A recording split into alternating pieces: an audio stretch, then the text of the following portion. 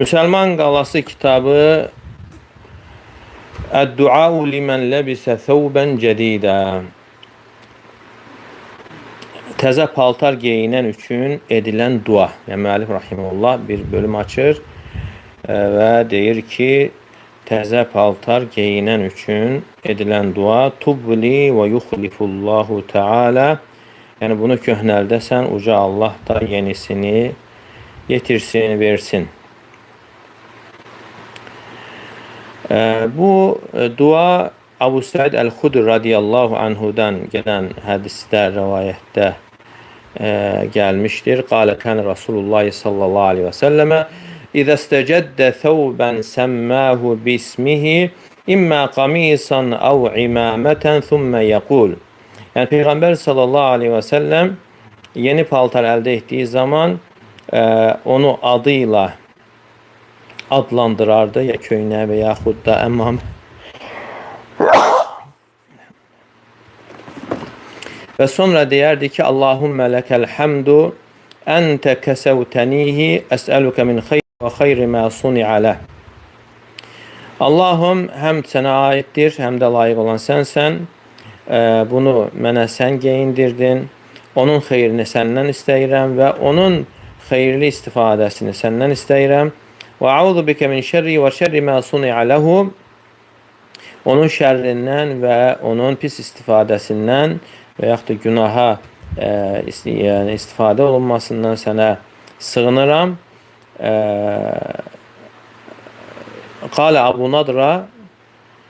Abu Nadra deyir ki, fəkənə ashabun nəbi sallallahu aleyhi və səlləm İzə ləbisə əhəduhum thawban cədidən qilə lehu tubli və yuxlifullahu Teala. Peyğəmbər sallallahu aleyhi və səlləmin sahabələri, onlardan biri yeni paltar geyindiyi zaman ona deyərdilər ki, tubli və yuxlifullahu Teala. Tubli yəni köhnəldəsən və Allah Teala yenisini sənə versin.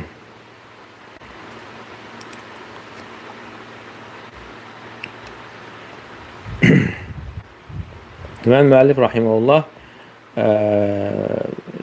bundan öncə insan özü üçün hansı duanı etmək haqqında hədis gətirmişdir. Yeni paltar geyindiyi zaman. Amma burada isə başqasında yeni paltar gördüyü zaman nə deməlidir? Necə ki, Abu Nadra deyir ki, Əbu Səiddən Peyğəmbər sallallahu aleyhi və səlləmin sahabələri onlardan biri yeni paltar geyindiyi zaman ona deyilərdi ki, tubli və yuxlifullahu Teala. Sən bunu köhnəldəsən və Allah Teala başqasını, yenisini sənə versin. Və bəzi ləfzlərdə isə yəblə əth-thawbu, yəni paltar köhnəlsin və Allah Teala əvəzini versin. Bəzi ləfzlərdə isə təblə və yuxlifullah, lakin daha yaxın olan isə tubli və yuxlifullah Teala. Sən onu köhnəldəsən, Allah Teala daha xeyirlisini başqası ilə əvəz etsin. Yəni bu dua kimin üçün olunur? Başqasında yeni paltar gördüyü zaman edilən duadır. Tubli və yuxlifullahu Teala. Yəni sən bunu köhnəldəsən, Allah Teala başqasını versin. Allah da yenisini sənə versin, əvəz eləsin. Burada bir növ nikbinlik bölümündəndir, baxımındandır. Yəni elə bil ki, insan üçün uzun ömür və uzun müddət həyatda qalmaq istənilir. Və o paltarı geyinən insana dua olunur ki, ömürlü olsun, yəni uzun yaşasın, uzun ömür yaşasın və bu paltarı geyinsin və paltar köhnəlsin uzun müddət geyinildiyinə görə və sonra yenə yenisi ilə əvəz olunsun və bu bir növ yəni o insanın uzun müddət həyatda qalması üçün olunan duadır və onun üçün xeyir istənilir. Çünki bunun mənası tubli hədə thəvbə, yəni sən bu paltarı köhnəldəsən və bundan sonra Allah Teala başqa bir paltar sənə versin, onu da köhnəldəsən, yenə başqasını versin, yenə onu da köhnəldəsən. Və bu günümüzdə də yəni belə bir ifadələr bəzi yerlərdə istifadə olunur.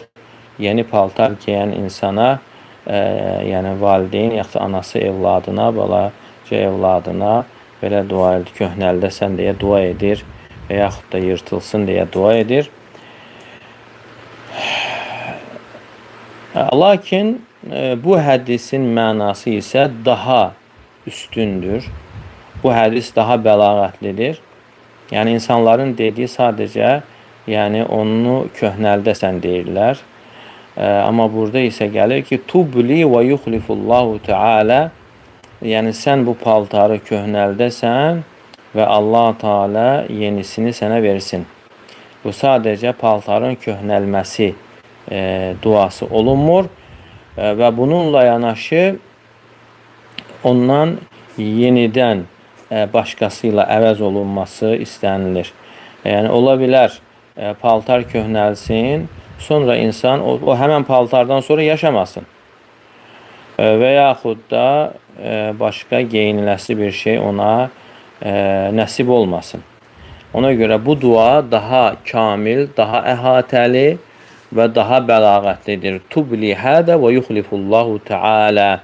Yəni sən bu paltarı köhnəldəsən və Allah Teala yenisini sənə versin, əvəz eləsin və onu geyinəsən və yenə onu da köhnəldəsən və bundan sonra yenə başqası ilə əvəz etsin və bu cür elə bir ki, insan üçün uzun ömür yəni istənilmişdir. Və bu duada üç şey istənilir. Birincisi onun köhnəlməsi və bundan sonra yeni paltarın ona bəxş olunması və yublə thiyabən ba'də mimmə razaqahullah və bundan sonra yenə Allah Teala'nın verdiyi paltarların köhnəldilməsini istənilmiş olur. Və kimsə deyə bilər ki, əgər bu dua özündə uzun ömrü əhatə edirsə, yəni elə bil ki, bu dua edən insan o paltarı giyən insana uzun ömür istəyir. Məgər bu qeydsiz, qeyd etmədən, yəni gözəl əməl üzərində Allah sənin ömrünü uzatsın deyə, belə qeyd olunmadan sadəcə uzun ömür istənilmənin bəyənilməsinə, məkruh olmasına, bəyənilməməsinə dəlalət etmir və yaxud da ona zidd deyilmi? Məsələn, biz bildiyimiz odur ki, sahabələrdən və bəzi imamlardan gəlib ki, qeydsiz, yəni uzun ömür istənilmək, dua etmək, yəni bəyənilmir, qeyd olmadan. Yəni bir var, sən deyəsən ki, Allah Teala sənin ömrünü gözəl əməllə, yaxşı əməllə uzatsın, sənin ömrünü Allaha itaətdə uzatsın və bir də var ki, sadəcə Allah ömür versin deməyindir. Yəni Allah Teala sənin ömrünü uzatsın deməyin qeyd etmədən. Yəni burada kimsə deyə bilər ki, yəni bu duada bir növ insan üçün, o paltarı giyən insan üçün uzun ömür istənilir. Orada qeyd gəlmir. Bəs bu bizim bildiyimiz o dua hansı ki qeydsiz dua etməyin məkruh olmasına zidd deyilmi, müxalif deyilmi? İmam Əhməd rahimehullah qeyd etmədən uzun ömür istənilməyi və belə bir duanın olunmasını bəyənməzdi.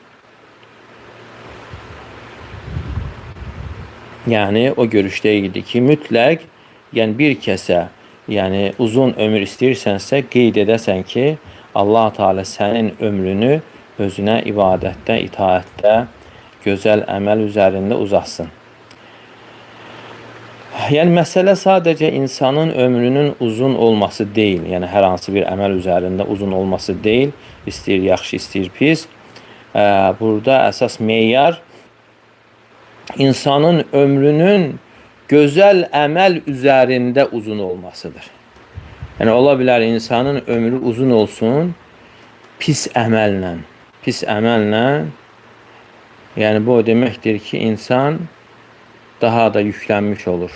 Günahlarını artırmış olur. Qiyamət günü insanın daşıdığı ən ağır yük günahlardır. Və insanın da uzun ömür yaşamaqla günah üzərində daşıdığı yükünü artırmış olur. Və bununla Rəbbinə tərəf gedir.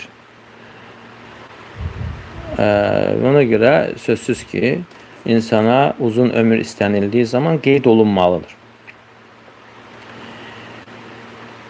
Və bu hədisdə isə, yəni sahabələr bir kəsin üzərində yeni paltar gördükləri zaman belə dua edərdilər. Tubli və yuxlifullahu Teala, yəni köhnəldəsən Allah Teala yəni yenisini versin, yenisi ilə əvəz etsin. Yəni bir növ başa düşülür ki, uzun ömür. Lakin bəlli bir məsələdir ki, onlar bu sözü deməklə onların niyyəti, məqsədi, yəni gözəl əməl üzərində Allah Teala sənin ömrünü uzatsın. Hətta onlardan biri başqasına deyəndə ki, Allah Teala sənin ömrünü uzatsın və bununla məqsədi itaat üzərində Allah sənin ömrünü uzatsın. Yəni bu duada bu qeyd gəlməyib. Deyilə bilərmi ki, yəni bu səhih deyil? Və yaxud da burada yəni bir eyb varmı? Hədisin zahirə baxdığımız zaman, əgər insan dua etdiyi zaman məqsədi o insanın ömrünün xeyir üzərində uzanması olarsa, burada bir eyb yoxdur. Lakin qeydlə gəlməsi daha yaxşıdır. Yəni qeydlə gələndə burada heç bir problem yoxdur. Çünki ömrün uzun olması özü özlüyündə yəni bir xeyir deyil. Əgər o ömür yaxşı əməllə keçmirsə, ibadət üzərində, itaat üzərində keçmirsə, insanın ömrünün uzun olması bir xeyir sayılmır. Əksinə, onun başına bir bəla olur. İblisin ömrü uzundur. Lakin ömrünün uzun olması ona olduqca bir zərər verir. Ona qətiyyən bir faydası yoxdur. Və burada da keçən Tubli və yuxlifullahu Teala, sən bu paltarı köhnəldəsən və Allah Teala yenisi ilə əvəz etsin, yenisinin bir insanda yeni paltar gördüyümüz zaman bu duanın oxunması məşrudur. Yəni belə bir dua etməliyik və bu da şəri, İslami və şəri ədəblərdən sayılır. Yəni müsəlman qardaşının üzərində yeni paltar gördüyü zaman yəni belə dua edir. Və həmçinin digər bir hədisdə də gəlmişdir ki, Peyğəmbər sallallahu aleyhi və səlləm balaca bir uşaq, qız uşağıdır, Ummu Xalid, yəni künyəsi Ummu Xalid olur və ona da əbli və əxliqi deyir. Yəni sən bunu köhnəldəsən və yırtılsın, yəni belə bir mənada. Burada da həmçinin onun üçün uzun ömürlə dua edir. Yəni sən onu köhnəldəsən və uzun müddət geyinildiyinə görə köhnəlsin və hətta yamaq vurulsun. Və əgər xitab olunan kimsə kişidirsə, onda sadəcə əbli və əxliq deyilir. Əbli uzatmadan və əxliq. Və burada da həmçinin Peyğəmbər sallallahu aleyhi və səlləm o duanı edərkən gözəl əməl və yaxud da itaəti qeyd etmədi. Və buradan da başa düşülür ki, insana belə bir dua edilməsində bir problem yoxdur.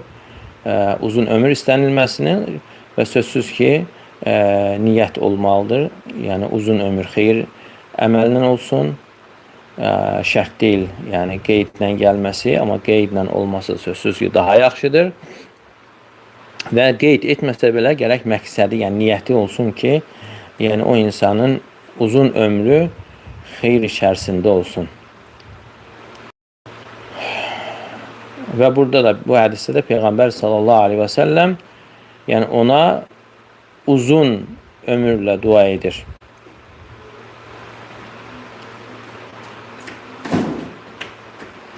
Və hədisin aslında gəlir ki, Ummu Xalid balaca bir qız uşağı idi. Peyğəmbər sallallahu aleyhi və səlləmə bir paltar, qara paltar gətirilir, yundan olan və deyir ki, bunu kimə verək? Və orada olanlar susurlar və sonra deyir ki, Ummu Xalidi, yəni balaca qız uşağını gətirin və o da Həbəşistandan gəlmişdi. Həbəşistandan gələnlərlə birgə və paltarı götürərək geyindirir və bu duanı edir. Əbli və əxliqi deyir.